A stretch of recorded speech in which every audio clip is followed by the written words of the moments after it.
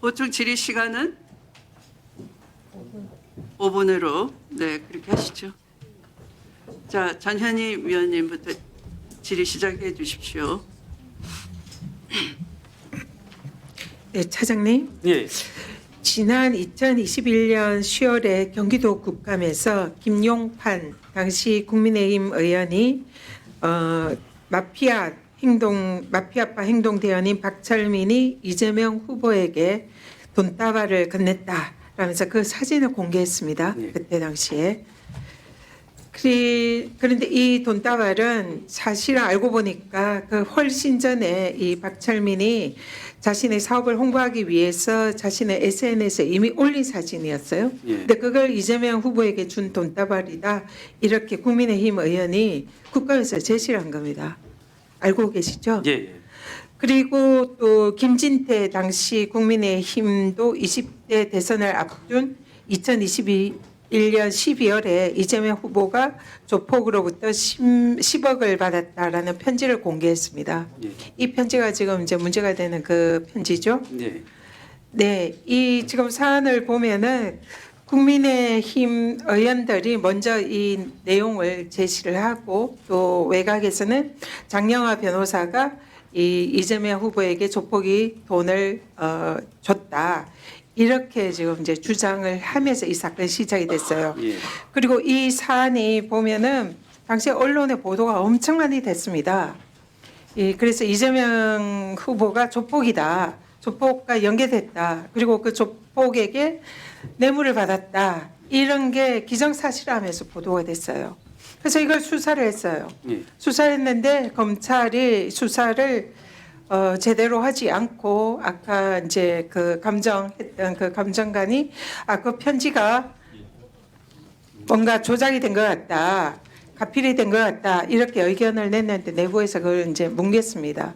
뭉갠 것도 문제지만 문제는 이런 감정을 할 때 내부 대검 예규에 의하면 20일 내에 이 결론을 내야 됩니다. 예. 그죠? 예. 근데 이 사건은 70일이나 걸렸어요. 그리고 이 사실상 결론도 뭐 잘 모르겠다는 이 결론이 대선 바로 직전 하루 전에 발표가 됩니다. 예.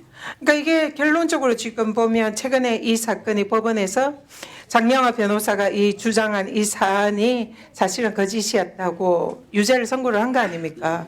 그러면 이걸 지금 와서 이제 돌이켜 보면 이 국민의힘 그리고 장영하 변호사 그리고 여기에 조력한 검찰 그래서 사실상 이재명 후보를 조폭과 연루된 부도덕하고 부패한 후보로 그것도 뇌물을 받은 그런 후보로 매도를 해서 국민들에게 매우 부정적인 그런 인상을 준 겁니다. 동의하세요?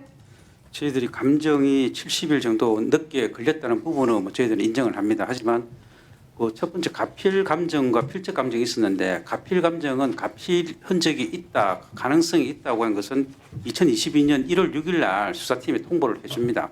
그리고 이제 두 번째가 세 가지 필적 감정이 있었는데 네, 그거는 좀 이따 말씀하시고요. 지금 말씀하신 그 답변으로도 대검이 이 사건을 뭉갰다는 게 드러납니다. 1차에 이미 가필의 정황을 확인했잖아요. 예. 그럼 그때 발표하면 되죠. 그건 통보를 해줬습니다. 수사팀에 그 부분은 저희 통보를 해드렸고 그걸 국민들에게도 알 수 있게 해야죠. 왜냐하면은 그때 당시에 이재명 후보가 조폭이다, 연루됐다, 뇌물 받았다 이런 게 지금 언론에 막 보도되고 이재명 후보가 사실상 부패한 범죄자와 관련이 있는 그런 후보라고 국민들은 알고 있지 않았습니까?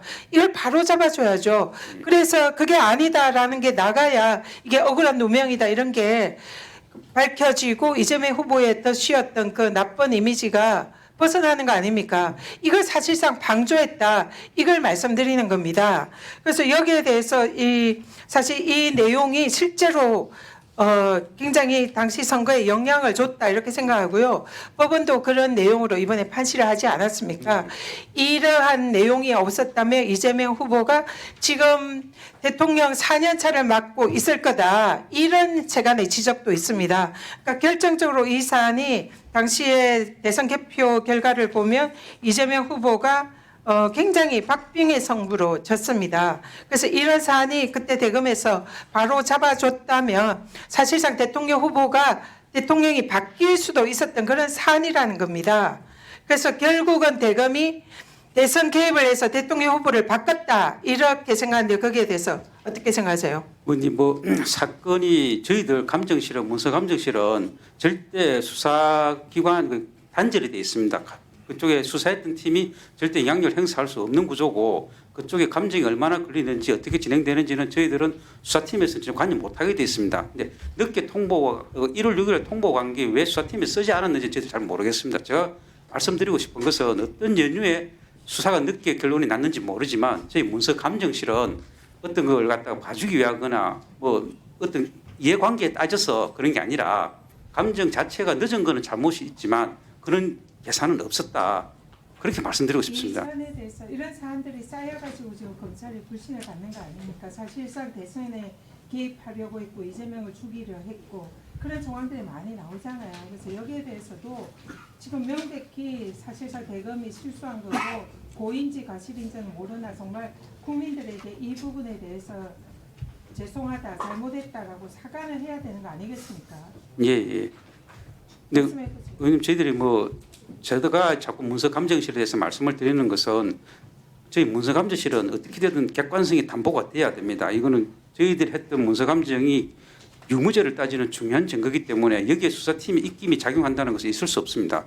저희들은 이 문서 감정실만큼은 무결점을 유지해야 됩니다.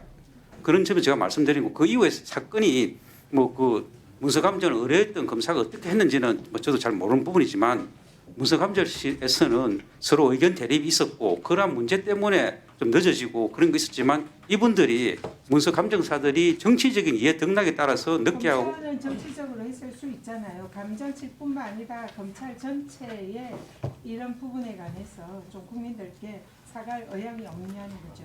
잘못된 부분이 있다면 저희들이 사과를 하겠습니다.